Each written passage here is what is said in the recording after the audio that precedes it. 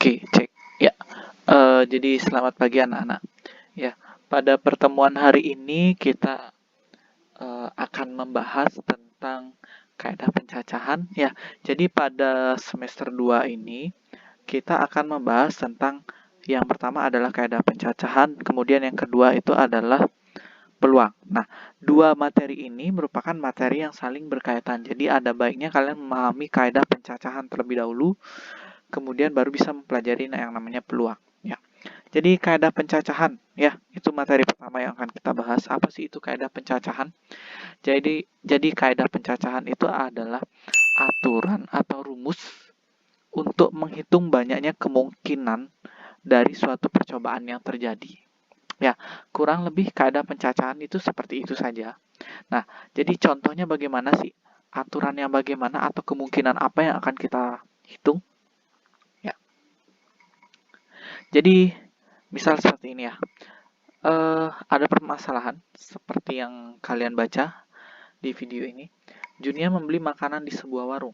Sesampainya di sana, dia melihat bahwa daftar makanan yang ada di sana adalah nasi goreng, sate ayam, dan soto ayam. Dan minumannya hanya terdapat es teh dan es jeruk.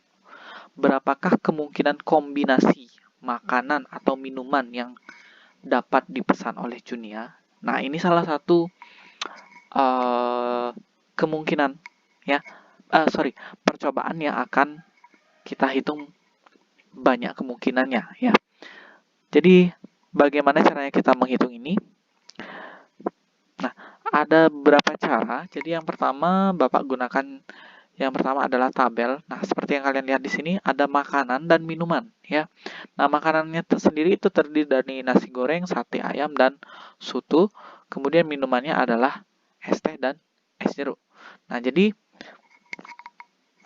kalau kita pasangkan, nah, nasi goreng bisa dengan es teh, atau sate dengan es teh, atau soto dengan es teh. Kemudian nasi goreng bisa dengan es jeruk, sate dengan es jeruk, atau soto dengan es jeruk. Nah, inilah kemungkinan-kemungkinan yang terjadi, ya. Nah, jadi dari semua ini dapat kalian lihat bahwa ada 6 kemungkinan pesanan atau kombinasi makanan dan minuman yang dapat dipesan oleh Junia. Nah, cara yang kedua ini adalah dengan cara diagram pohon. Ya, ini agak tricky, jadi diagram pohon. Jadi yang pertama itu adalah adanya makanan. Di sini kalian lihat, tulis dulu makanannya.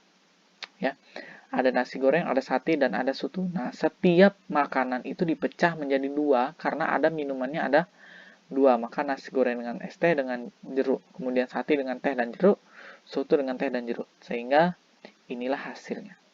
Maka banyaknya kemungkinan juga sama. Itu ada 6. Ya. Nah, itu salah satu cara untuk menghitung mencari banyaknya pasangan atau kemungkinan dari suatu percobaan. Nah, ada menggunakan tabel dan ada menggunakan diagram pohon. Nah, yang kedua, bagaimana sih caranya kita menghitung jumlahnya atau banyaknya percobaan? Nah, ada dua cara, yaitu dengan cara aturan penjumlahan atau perkalian. Yang mana nanti tergantung ininya. Ya, yang pertama Bapak jelaskan aturan penjumlahan. Apa sih itu aturan penjumlahan? Misal kalian lihat contohnya. Andi mempunyai 5 kemeja dan 4 buah kaos. Jika ia akan pergi dengan memakai salah satu kaos atau kemeja yang dimilikinya, ada berapa pilihan yang dapat dipakainya? Ya. Nah, ini bisa kita gunakan dengan cara aturan penjumlahan. Aturan penjumlahan sendiri, penjumlahan ya udah tinggal dijumlahkan. Maka banyaknya pilihan atau kemungkinan yang dipakai adalah 9. Nah, kemudian aturan perkalian. Nah, aturan perkalian bagaimana sih? Silahkan perhatikan. Budi mempunyai 5 kemeja dan 4 buah celana. Jika ia akan pergi dengan menggunakan kemeja dan celana yang dimilikinya, ada berapa pilihan yang dapat dipakainya? Nah, ini dia hampir mirip ya antara penjumlahan dan perkalian, cuman kalian harus bisa melihat kapan kalian menggunakan penjumlahan, kapan perkalian. Nah, kalau seperti ini ada kemeja dan celana, ada 2 buah objek di sana ya. Jadi ini menggunakan aturan perkalian. Caranya adalah 5 kali 4. Itu adalah 20. Sama seperti tadi, kemeja 1 dengan celana 1, kemeja 2, meja 1 dengan celana 2, dan seterusnya. Sehingga akan dapat 20. Kalau yang ini kan bisa kalian milih, kemeja atau kaos. Yang bisa kalian pilih, yaitu ada 9. Itu aturan penjumlahan dan perkalian. Kurang lebih seperti itu saja. Ya. Nah, mungkin untuk lebih memahami, Bapak memiliki permasalahan lain. Nah, ini yang sedikit tricky, ya. Tentukan banyaknya bilangan yang tidak boleh ada angka yang diulang dan terdiri dari 3 angka dan lebih dari 200 yang dapat dibentuk dari angka-angka 1, 2, 3, 4, dan 5. Artinya gini, jadi silakan buatlah sebuah bilangan yang terdiri dari 3 angka, tidak boleh diulang, dan bilangan tersebut harus lebih dari 200. Nah, dari angka-angka 1, 2, 3, 4, dan 5. Jadi bagaimana caranya kita mencari? Ya, caranya adalah dengan menggunakan aturan perkalian. Ya, jadi secara simpelnya atau secara gampangnya bisa kita buat 3 kotak. Kenapa di sini ada 3 kotak? Karena dia terdiri dari 3 angka, ya, 3 angka. Kemudian itu syarat pertama sudah kita penuhi, 3 angka, 3 kotak. Kemudian angka tersebut tidak boleh diulang dan bilangan tersebut lebih dari 200. Nah, untuk mengetahui atau menentukan bagaimana caranya kita tahu bahwa bilangan tersebut lebih dari 200, nah itu dihitung dari bilangan ratusannya kan ya. Bukan satuan, bukan puluhan, tapi itu adalah ratusannya.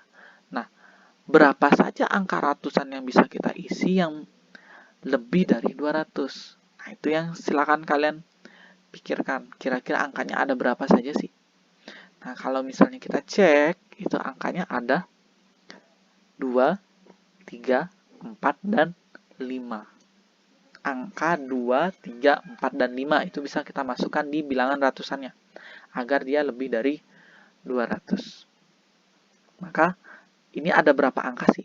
Ada 4 ya, maka di sini ada 4.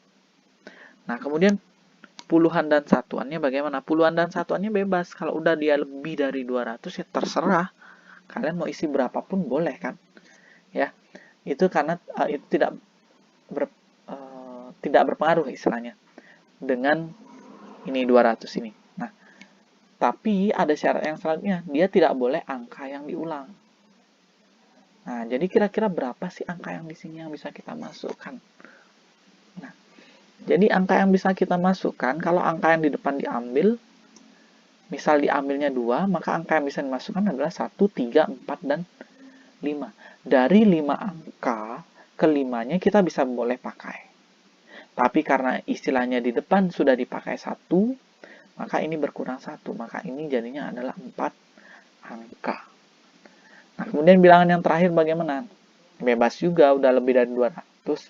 Tapi dengan catatan dia tidak boleh angka yang sama. Karena ada 5 angka, sudah 2 dipakai. Maka di sini ada 3. Misal angka 1 Bapak hilangkan, maka dia 3, 4, 5. Misalkan seperti itu. Maka di sini ada 3.